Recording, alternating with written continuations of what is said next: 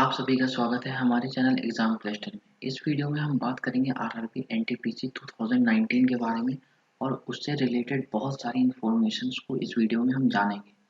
जैसे कि आप यहाँ देख सकते हैं, मैंने लिखा है form filling, total vacancies, total candidates, exam process, total marks, total time, importance of CBT 1 and CBT 2 कि सीबीटी 1 का क्या इंपॉर्टेंस है, सीबीटी 2 का क्या इंपॉर्टेंस है, क्या सीबीटी 1 का मार्क्स मेरिट लिस्ट में ऐड होगा या नहीं होगा, क्या सीबीटी 2 का मार्क्स मेरिट लिस्ट में ऐड होता है, या स्किल टेस्ट का मार्क्स ऐड होगा या नहीं होगा, सीबीएटी क्या है, मेडिकल टेस्ट कैसा होता है, document verification, final merit list कैसा बनेगा।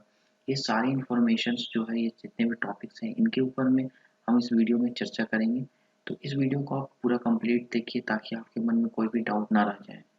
तो चलिए इस वीडियो को हम शुरू करते हैं।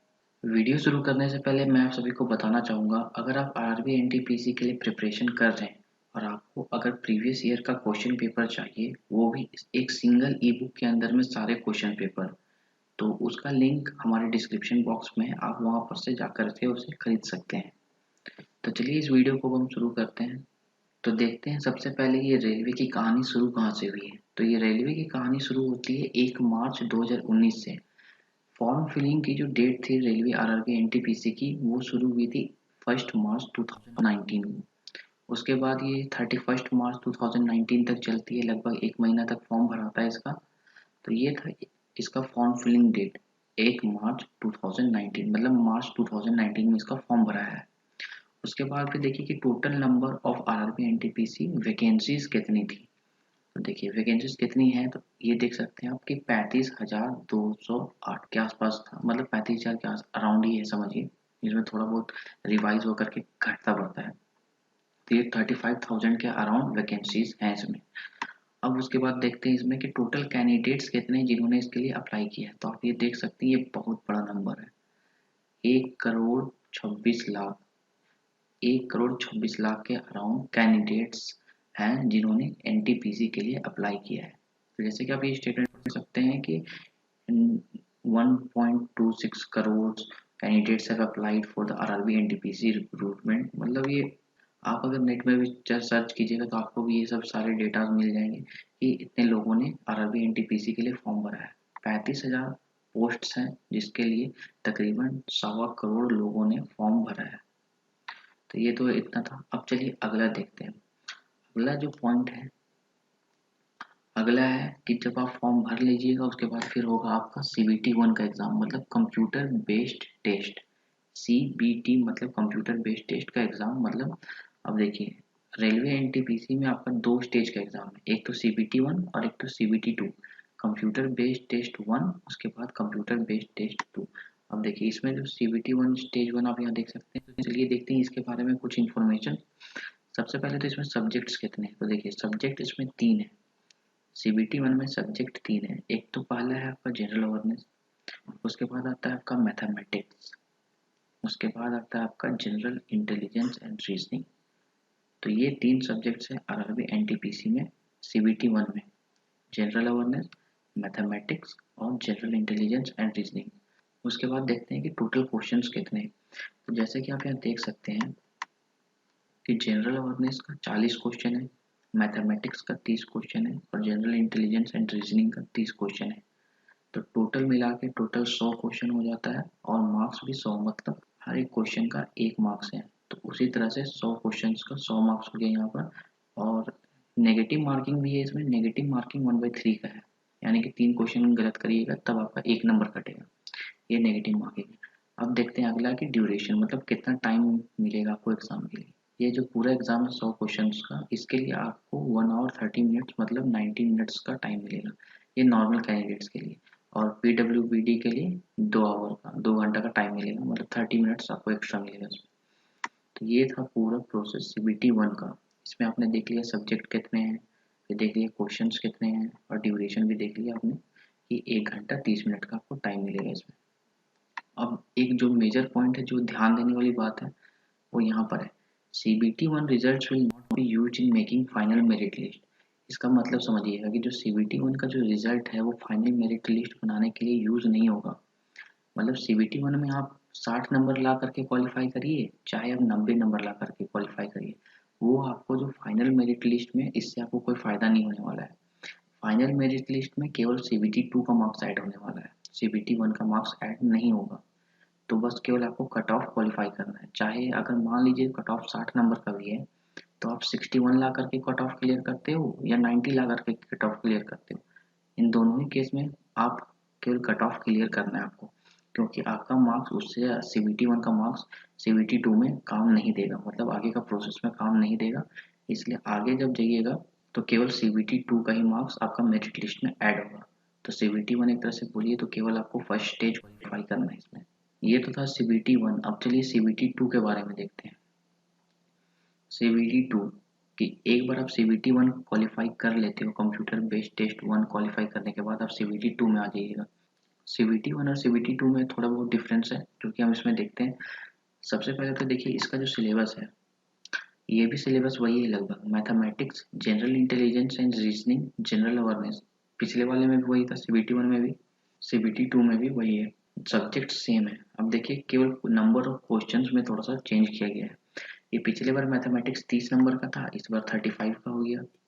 इस बार जनरल इंटेलिजेंस पिछले बार 30 नंबर का था, इस बार 35 का हो गया।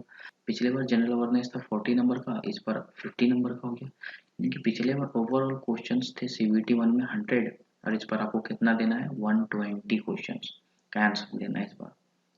समझ में आया? इस बार आपको 120 क्वेश्चंस का आंसर देना है और पिछले बार कितना था, 100 था। इसमें भी हर एक क्वेश्चन 1 नंबर का होगा, तो mathematics 35 number, general intelligence and reasoning 35 number, फिर जनरल अवेयरनेस 50 नंबर और आपका जो टोटल मार्क्स अगर जोड़िएगा तो 120 नंबर। ये भी इसमें दिया हुआ है कि 120 मार्क्स का ये टोटल एग्जाम है, 120 मार्क्स का ये एग्जाम है CBT 2। CBT 1 100 का था, CBT 2 120 का है। और लेकिन टाइम में अगर आप ध्यान दीजिएगा तो CBT 1 के लिए आपको 90 मिनट्स मिला था और CBT 2 के लिए भी आपको 90 मिनट्स ही दिया जा रहा है। मतलब नंबर ऑफ क्वेश्चन तो बढ़ रहा है लेकिन टाइम सेम रखा गया है उतना ही, 90 मिनट। तो इससे तो आपको अंदाजा हो गया होगा कि CBT 1 ईजी था एज कम्पेयर टू CBT 2, मतलब CBT 2 हार्ड होगा एज कम्पेयर टू CBT 1, क्योंकि इसमें नंबर ऑफ क्वेश्चन ज़्यादा है, टाइम सेम है। अब दूसरा जो सबसे इम्पोर्टेंट फैक्टर्स है वो है कि CBT 2 will be hard as compare to CBT, मतलब CBT 2 कंप्यूटर बेस्ड टेस्ट 2 मतलब स्टेज 2 का जो आपका एग्जाम है वो CBT 1 के कंपटीशन में ज़्यादा हार्ड होगा। मतलब सेकेंड स्टेज का एग्जाम फर्स्ट स्टेज के एग्जाम से हार्ड है। CBT 2 हार्ड है CBT 1 के मुकाबले। सब्जेक्ट सेम है, बस केवल टफनेस और नंबर ऑफ क्वेश्चंस थोड़ा सा बढ़ाया गया है। अब देखिए result of CBT 2 will be used for final merit list. इस पॉइंट को तो दिमाग में डाल लीजिए कि जो मेरिट लिस्ट बनाया जाएगा उसमें CBT 2 का मार्क्स यूज होगा, ना कि CBT 1 का मार्क्स यूज होगा। इसलिए बहुत ही जरूरी है कि आप CBT 2 में अच्छा मार्क्स लेकर आइए ताकि मेरिट लिस्ट में आपका नाम आ जाए। CBT 1 में आप 90 नंबर भी अगर लेके आ जाते हो तो वो कोई काम का नहीं है, लेकिन CBT 2 में आपको अच्छा मार्क्स लाना होगा ताकि आप मेरिट लिस्ट में रह सके, क्योंकि जितना भी मेरिट लिस्ट आगे जो बनेगा उसमें आपका CBT 2 का मार्क्स ही देखा जाएगा। तो ये बात ध्यान रखिएगा कि CBT 2 का मार्क्स है मेरिट लिस्ट के लिए। ये तो आप लोगों ने देख लिया CBT 2 एग्जाम के बारे में। अब चलिए नेक्स्ट देखते हैं अगला प्रोसेस क्या होगा। एक बार आपने CBT 1 दे दिया, क्वालिफाई करके CBT 2 में गए, CBT 2 क्वालिफाई करने के बाद अब देखते हैं अगला कौन सा पड़ेगा आपके लिए। देखिए CBT 2 के बाद होगा स्किल टेस्ट। आपको भी पता होगा कि बहुत सारे पोस्ट थे रेलवे के अंदर में जिनके लिए वैकेंसीज निकाली गई थी, तो उन्हीं में से बहुत से पोस्ट हैं जिनके लिए आपको स्किल टेस्ट भी देना पड़ेगा। जब आप CBT 2 एग्जाम क्लियर कर लोगे उसके बाद आपको स्किल टेस्ट देना है। तो यहाँ पर देखिए जो रेड कलर से आपको लिखा हुआ दिख रहा है ये सारे पोस्ट हैं जिसके लिए आपको स्किल टेस्ट देना है। स्किल टेस्ट इसमें जो है दो तरह का स्किल टेस्ट है, एक तो आपका ये टाइपिंग टेस्ट है और दूसरा CBAT computer based aptitude test, वो मैं आगे बताऊंगा कि वो क्या है। पहले ये देखिए कि स्किल टेस्ट जिसमें आपको टाइपिंग टेस्ट देना है। टाइपिंग टेस्ट कौन कौन से पोस्ट के लिए देना है, clerk cum typist, junior account assistant cum typist, senior time keeper, junior clerk cum typist, accounts clerk cum typist and junior time keeper. इन सारे पोस्ट के लिए आपको टाइपिंग टेस्ट देना पड़ेगा। समझ में आया? और दूसरा जो इम्पोर्टेंट बात है वो यहाँ देखिए कि this round is qualifying in nature, मतलब आपका जो टाइपिंग टेस्ट है, मतलब ये जो स्किल टेस्ट है टाइपिंग टेस्ट हो गया, ये क्वालिफाइंग इन नेचर है, इसमें जितना भी मार्क्स आप लाइए केवल आपको इसमें पास होना है। इसमें ऐसा नहीं है कि अगर टोटल मार्क्स में 100 का रख दिया तो 100 में 100 लेकर आ जाइएगा तो मेरिट लिस्ट में आपको इससे कुछ फ़ायदा होगा, नहीं।